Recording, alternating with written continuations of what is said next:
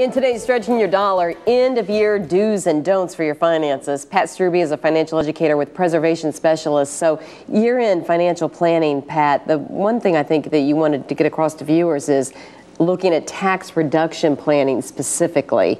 So what kinds of things do we need to think about as we move forward in the last couple weeks of the year? Yeah, not much time, and obviously it's such a busy time of year.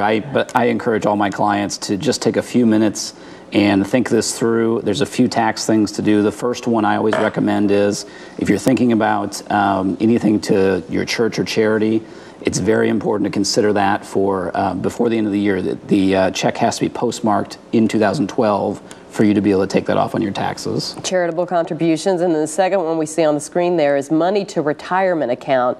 That would be for people who want to add money to the retirement account? Absolutely. And of course, the tax rules are very complicated, so some people can take that off on their taxes, some can't.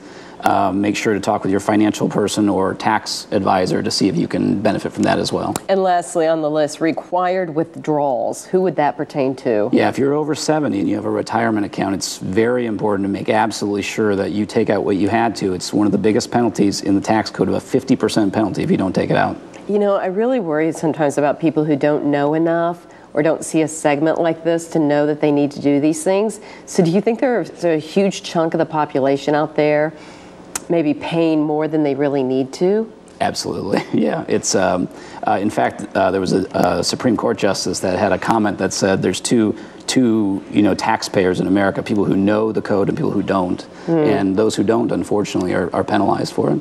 Good information, Pat Strubbe, as always. And Pat's a regular guest, and this segment will be on WISTV.com. Pat, thank you. Thank you.